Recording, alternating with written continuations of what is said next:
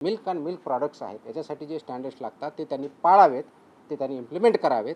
या दृष्टिकोनातून एक इंटरॅक्शन सेशन, कायद्याचे प्रोव्हिजन रेग्युलेशन्स कोणते आहेत ते त्यांना आम्ही सांगितले. त्यांचे जे काही इश्यू होते ते आम्ही समजून घेतले आणि यातून पुढे खूप स्ट्रिक्टली याच्यावरती इन्फोर्समेंट होईल. राईट फ्रॉम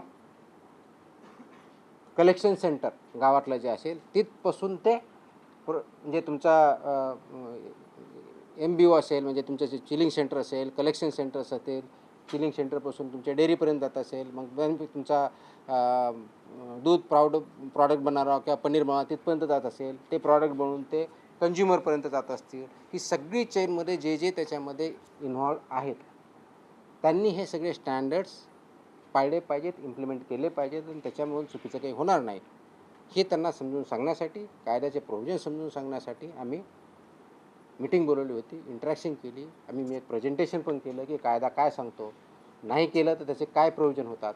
तर 2-3 ठळक ज्या गोष्टी आहेत त्याच्यामधल्या, तर एक पहिलं की अनसेफ फूड हे कशाही परिस्थितीत टॉलरेट केलं जाणार नाही, इन्क्लुडिंग मिल्क प्रॉडक्ट्स. अनसेफ फूडची डेफिनेशन कायद्यात दिलेली आहे, त्याच्यामुळे मी इथे बोलत नाही, त्या तुम्ही वाचू शकता, त्याच्यात क्लिअरली आहे. दुसरं अडल्चरेटेड फूड, तिसरं मिसब्रँडेड, चौथं सबस्टँडर्ड आणि अजून काय एवढंच आहे. सो अशा प्रकारच्या कॅटेगरी आहेत आणि ह्या प्रत्येक कॅटेगरीला काय पनिशमेंट आहे हे कायद्यामध्ये दिलेलं आहे. जवळजवळ टोटल 28 प्रकारचे रेग्युलेशन किंवा स्टँडर्ड आहेत, त्याच्यातले 6 हे ऑथॉरिटीचे आहेत, मग 22 आहेत ते वेगळ्या प्रॉडक्टच्या बाबतीतले आहेत सगळे. त्याच्यातले बऱ्याचशा अंशी 6 ते 10च्या दरम्यान हे फूड अँड फूड प्रॉडक्ट्स लागतात. प्रत्येकाला मोर दॅन 1 लागतात, रजिस्ट्रेशन कंपल्सरी आहे, पण ते फूड कॅटेगरी जी असेल त्यांना ते लागतात.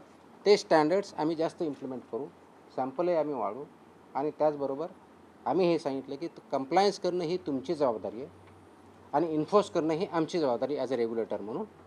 ती इन्फोर्समेंट आमचं स्ट्रिंजंट होईल. त्याच्यामुळं आपण स्वतः आपल्या आधीनीचं ज्यांच्याकडून तुम्ही दूध घेता, जे चिलिंग सेंटर्स आहेत, जे तुमचे प्रॉडक्ट्स आहेत, तुमचे प्लांट्स आहेत, त्या ठिकाणी याचं कोणतंही व्हायोलेशन होणार नाही याची काळजी तुम्ही घ्या. आणि सबस्टँडर्ड असेल, अनसेफ असेल, तो माल रिजेक्ट करा, तो तुम्ही वापरू नका, दुसऱ्याकडे वापरून देऊ नका. So that this unsafe, substandard, adulterated, misbranded असं कोणताही प्रॉडक्ट मार्केटमध्ये येणार नाही. त्यासाठी तुम्ही कार्यरत राहा आणि ते कंप्लायन्स करता की नाही त्याचं इन्फोर्समेंट आम्ही बघू आणि जिथं कंप्लायन्स होत नाही त्यांच्या इथे आम्ही स्ट्रिक्ट कारवाई करू. दिस वॉज द मीटिंग.